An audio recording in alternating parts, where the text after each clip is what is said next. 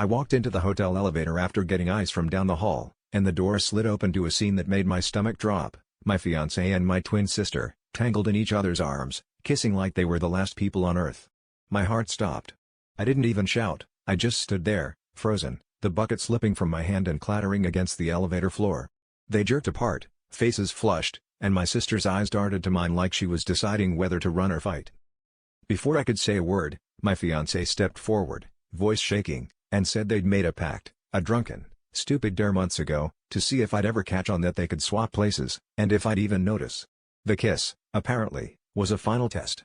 My twin chimed in, swearing they'd never gone further, that this was all some twisted loyalty game. I wanted to scream, cry, anything, but all I could do was stare at the two people I trusted most as they tried to convince me this was just some elaborate prank. I stormed out of the elevator, both of them following me down the hall, pleading for forgiveness, desperate for me to see it from their side. But the thing was, as angry and humiliated as I felt, a part of me was wrestling with something darker and more confusing. I thought about every time my fiancé and I had fought, how my sister had always been there to comfort me, how sometimes I couldn't tell where my feelings for one ended and the other began.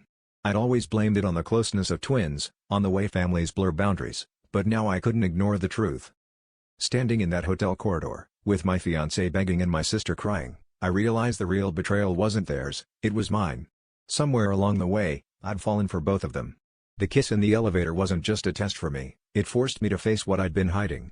Now, with everything out in the open, I had to choose, walk away from both, admit my own guilt, or do something even crazier, confess the secret I'd been keeping from everyone, including myself.